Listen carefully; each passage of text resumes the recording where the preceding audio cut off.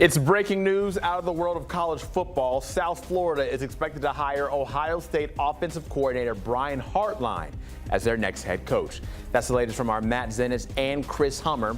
Hartline replaces Alex Golesh, who left for the head coach opening at Auburn on Sunday. Hartline's been at Ohio State since 2017, serving as the team's OC since 2023 and wide receivers coach since 2018. He's widely viewed as one of the top recruiters in all of college football.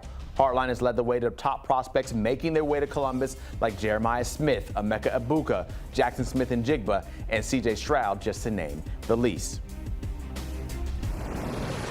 We now continue our conversation and bring in Matt Zenitz now, our college football expert. And Matt, quick work here from USF to tab and to bring in Brian Hartline. How did this all come about, and why was it Hartline who they wanted?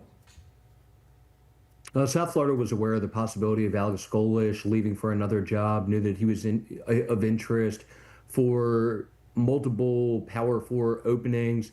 And it put them in a spot where they were able to do some advanced work. Once Alex informed them on Sunday that he was going to be leaving for Auburn, Brian Hartline was quickly identified as top target. This, in the last 24 hours, had progressed to a point where it was getting close to getting done. And now this morning, it reaches a stage where Brian Hartline has informed people at Ohio State that he's leaving there to be Alex Golesh's replacement at South Florida. What type of blow do you think this will be for the Buckeyes? Because we know and mentioned how great of a recruiter Hartline is, so you take away that top dog from Ohio State, and now you have to replace him on the trail at an interesting time of the year, with today being National Signing Day, and then just moving forward for Ohio State, not having him in that room anymore. I mean, it's a blow for a number of different reasons. So it has been a key part in terms of being the offensive coordinator there, has been a key component in terms of wide receiver development. And you can go down the list in terms of the number of star receivers that he's developed and coached there at Ohio State. And you're talking about arguably the best recruiter in the country to go along with that. So this is definitely a significant blow. But I think Ohio State also realized it was a matter of when, not if. In terms of Brian Hartline, he had been of interest to other schools in recent years for head coaching opportunities, and there was a realization there that at some point they were probably going to lose him. And fortunately for South Florida, they're the school that ends up being able to get him, and a big win for them. What do you think this means for the state of Florida when you look at recruiting now, when you have Brian Hartline, who will permanently be in the state of Florida as a head coach of USF, home right there in Tampa? Obviously, he's very familiar with the state and poaching talent from there all the time to bring it to Ohio State. But now you have Hartline there. You look at Florida, you look at Florida State and Miami. Can he compete with them to get the talent? Will he have the NIL budget, you think, to be able to attract that top blue chip level guys from Florida?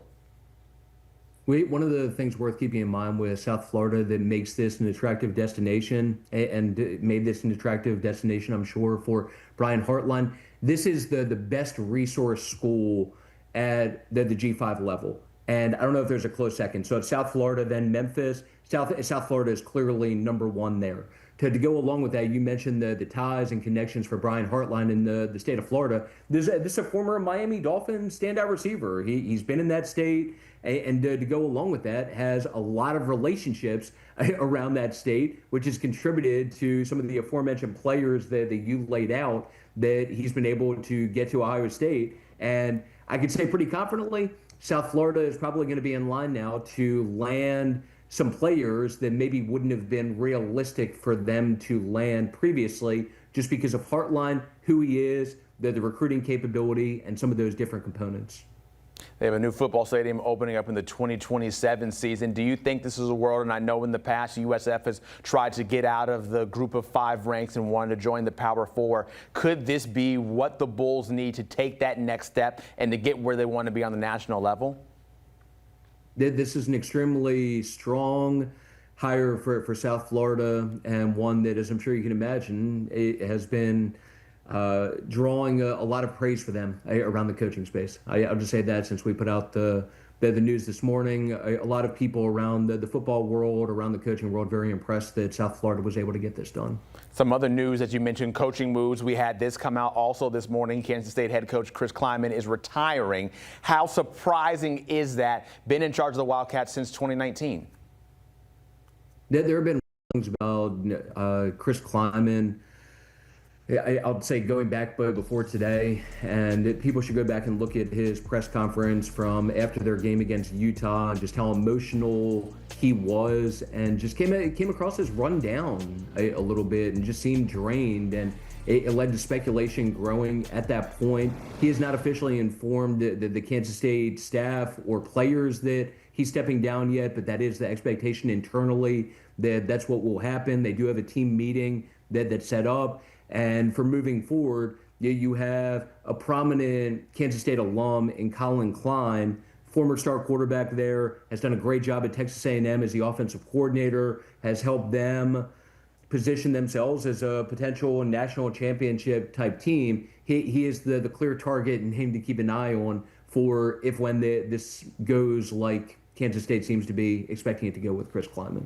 Yeah, they were one of the preseason favorites to win that Big 12. It went just 6-6 this year over at Kansas State. So certainly a lot of room to move upward if they can get things back right. When you look over towards Colin Klein, is there any other name that you would expect to maybe be in the rumblings, or it is all Klein? And what does he add?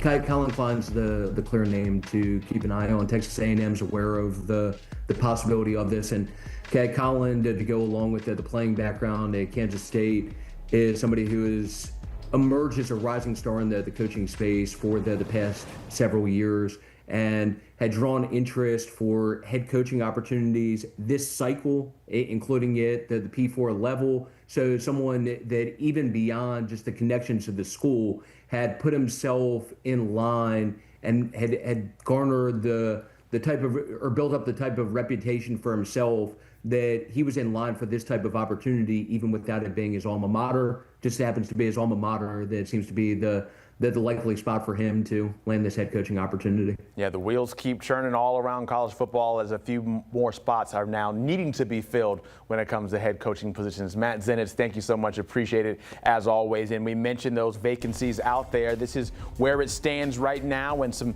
few key spots. We figure Kansas State's going to be good, bringing in Klieman as their head coach, Klein as their new head coach. But you look at Penn State still needing a head coach, and a lot of these other schools because their former guys left to go somewhere else instead of firing. But some of those cases like UAB, Trent Dilfer, no longer there.